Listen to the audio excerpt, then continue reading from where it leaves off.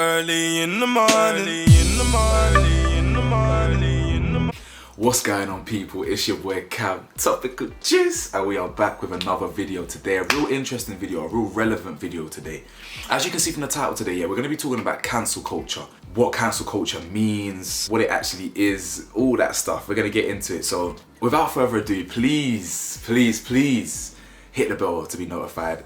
Or what, you know the way I say it. Subscribe if you're new, hit the thumbs up for me, and hit the bell to be notified, because yo, road to 10k. You lot, I'm serious, like, you don't understand. This is, I'm just grateful in it. I'm real grateful. That's what I'm gonna say. Let me not, I get soppy every video, so let me just, if you think that your friend might find value in my videos, like, please send it to them. Family group chats, Instagram group chats, Twitter group chats, if that even exists, whatever. But anyway, let's get straight into this. So Google defines cancel culture way better than I ever could. So I'm actually just gonna read out the official definition. So cancel culture is a modern form of ostracism in which someone is thrust out of a social or professional circles, either online, on social media, in the real world, or both. Now, we can all think of 1,000,001 different times when a celebrity's been cancelled and things like that. But what does that actually mean? And why do I think there's such an issue with it?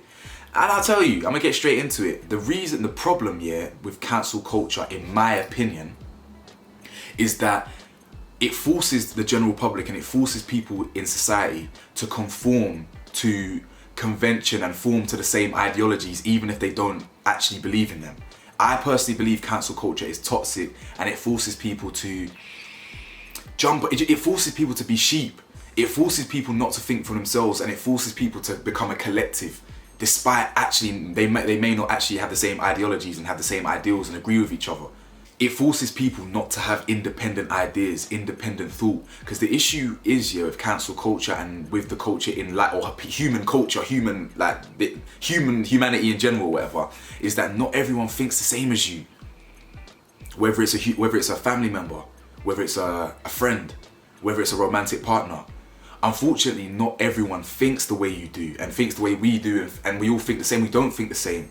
So, for example, when a celebrity does something wrong or illegal, whatever, in your eyes, when there's a bit of a movement against that celebrity, when some foundations are being laid against that celebrity, and there's a few people calling that celebrity out, or a few news articles calling that celebrity out, a lot of the time it starts to manifest itself into a bit of a cancel movement, in the sense where people on social media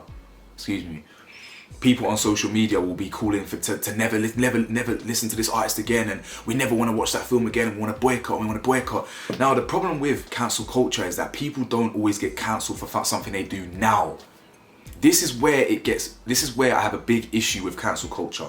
Because, say for example, I'm a big celebrity and I've got 10 million followers here, and I've helped transform Africa. I've built infrastructure in Africa. I've done this. I've helped. I've put money to charities. I've founded my own charities. I've actually built schools, whatever it is.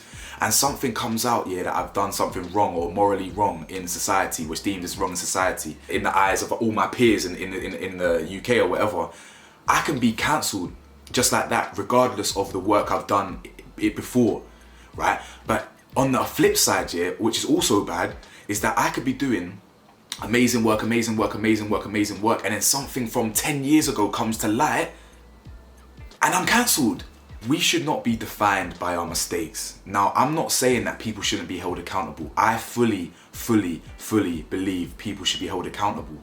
But at what point do we say that you can't grow? Or at what point do we say that he's grown enough and now he's just cancelled? And do you know what I'm saying? At what point do we cross the line? Because one artist could do something wrong and we all want to cancel him.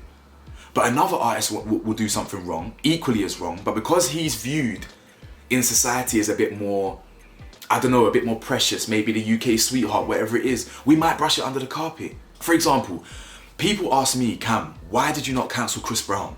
Why did you never cancel Chris Brown?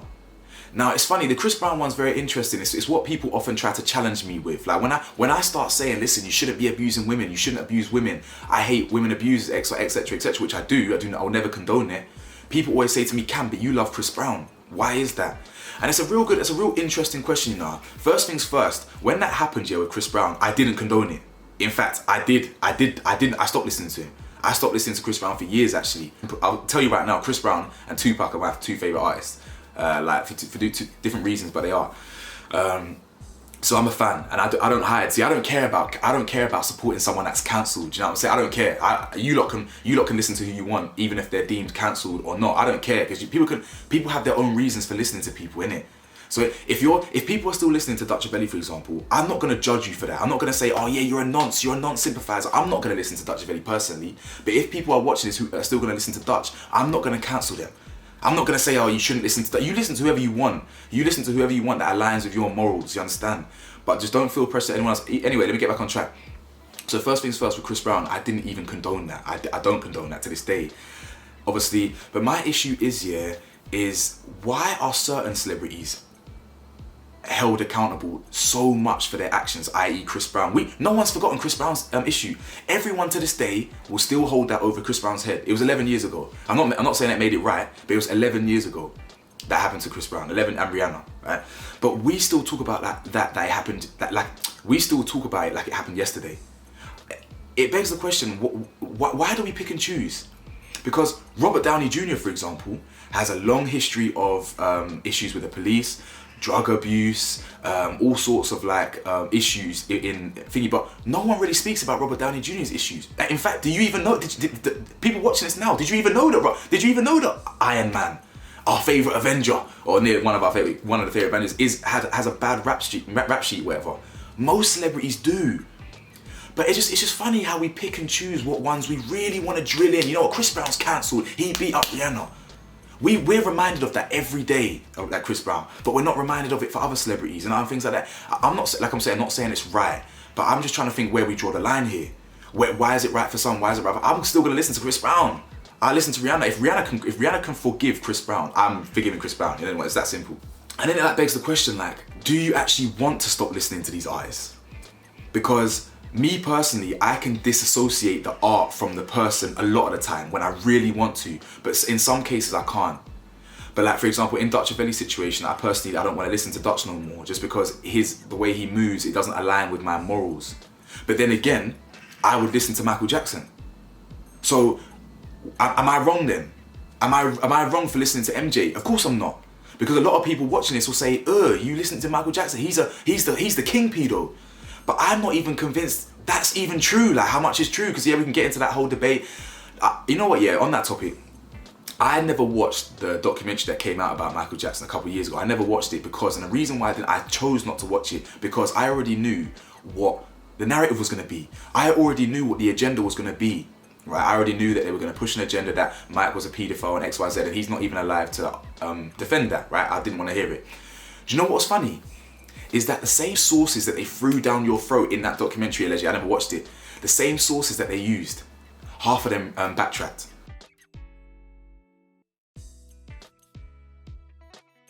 One of the key sources that they used to push this agenda that Mike was a paedophile and this, that and the other, retraced their statement. What does that tell you? I'm not saying that it's true or false, but what does that tell you? Everything's grey, we don't know what the facts are. Is he not? So rather than sitting there thinking, is he a bit, I'm just gonna listen to him, because if it's not making sense to me, I'm just gonna listen. But I would understand why a lot of people wouldn't listen to MJ. Do you understand?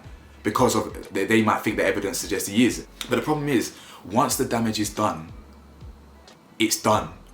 So, prime example, let's look at our UK government. Right? Let's look at our UK government. Back in August this year, 2020, our government quietly removed 1.3 million COVID cases from the stat sheet. Quietly, undercover, right? It obviously came out in the news, but no one really spoke about it because government pretty much runs the media. So if they don't want to push that agenda, they're not going to. So let's hold on to that information, right? Okay, so if that's a fact, this is a fact, by the way, the government double counted 1.3 million cases, fact. Does that not suggest then that anything pre-August, so anything before that came to light, all the information that they would have been putting on the news would have been a lie, innit? Or incorrect, fake, or whatever, fake news. Whether we thought it was real at the time or what, it was wrong. The numbers were wrong at a time. Am I right? Am I wrong? Am I right? At a time they were wrong. I still think they're wrong and inflated now, but at a time they were confirmed wrong. But what did I say about the MJ thing? The damage is already done. Because you've got people in my own family or whoever it is who just sit there glued to the TV and they believe what is being said. Now the damage is already done. It doesn't matter now that they quietly remove 1.3, because in the minds of the consumer, in the minds of people that are taking in this info, it's, oh, COVID is all over the place and this and this, and it's all these millions of cases and all these billions of deaths and trillions of deaths and quadrillion cases, and yeah, I don't know anyone that's got it in the whole area, in the whole ends, whatever, but anyway, that's neither here nor there, but you know what I'm saying? So the damage is already done. Now let's get into another part of the video. Human nature and the psychology behind it. I personally believe, yeah, that a lot of us want people to fail. Why is that? What? Tell me if I'm wrong, or tell me if you disagree. Do you not get that vibe from people? That people want to see you fail? Like, I know it right now. The bigger I get, I'm gonna get haters in the comments. I'm gonna get haters that knew me from school, whatever, and they're gonna wish ill upon me or me failing. It's not gonna happen. I'm gonna succeed because I'm putting my all into this. I'm gonna succeed. So F you haters. But do you not get like the feel like when you might see someone, just the way when a celebrity falls, look at the reaction. People want to see them fall. They love seeing a celebrity crushed. Is it because they're insecure? Is it because because their life isn't like that? So seeing someone else fall makes them feel better about themselves. What is it? I don't know. But I just get that feeling that people really enjoy the entertainment of someone falling. I don't want to see no one fall unless they're being exposed to something seriously wrong. Do you understand? And obviously on that note, yeah, I know I've been saying I don't like cancel culture. There is a line in my mind. Of course, there's a line, like in terms of everyone has their own morals. Everyone has their own breaking point. I've got a dark sense of humor, for example.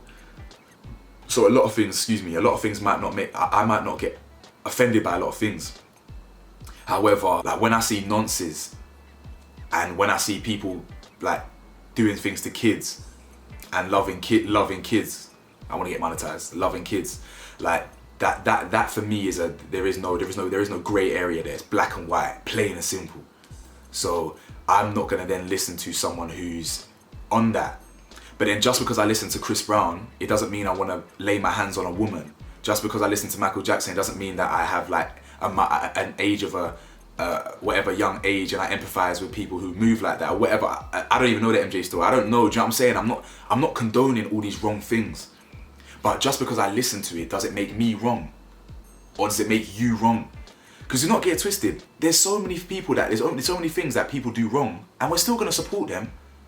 You understand? Like, if I'm being real, I'd like to think that by the time I'm a big YouTuber, I'd like to think that I have a core support system, a core subscribers that if something bad does come to light about me, whatever it is, God forbid that doesn't happen. But if it did, that people would still like try and fight, or at least try and say that, oh, you know, is this true? Because the evidence suggests that Cam's quite a mature guy. Like, would Cam really do this? You know what I'm saying? I'd like to think that, but you never know in this culture. Because if I do something wrong tomorrow, I'm done. I'm done out here. I won't have no future. Do you know what I'm saying? So listen, either way, let me know what you think. I had a lot of points that I really wanted to make, and I hope I articulated myself correct. But what do you think? Like, would you still listen to certain people, or who do you still listen to that should be cancelled? Do you know what I'm saying? But at the end of the day, let me end on this.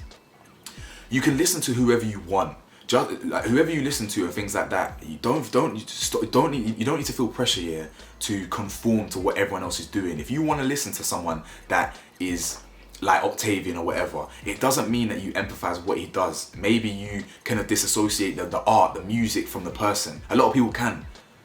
Travis Scott's a coon. I don't like Travis Scott's personality, but I can listen to Travis Scott as an artist.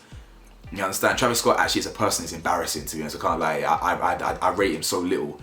It's mad, but I rate him so highly musically. Does that make sense? But I'm not cancelling. He hasn't done anything to get cancelled anyway. But he is. I don't rate him as a person. So. But anyway, I'm kind of waffling now, so I hope you enjoyed the video. Let me know what you think, man. Let me know what you think, and keep subscribing, keep sharing, keep all of that, and yeah, man, I'll see you in the next video. Peace.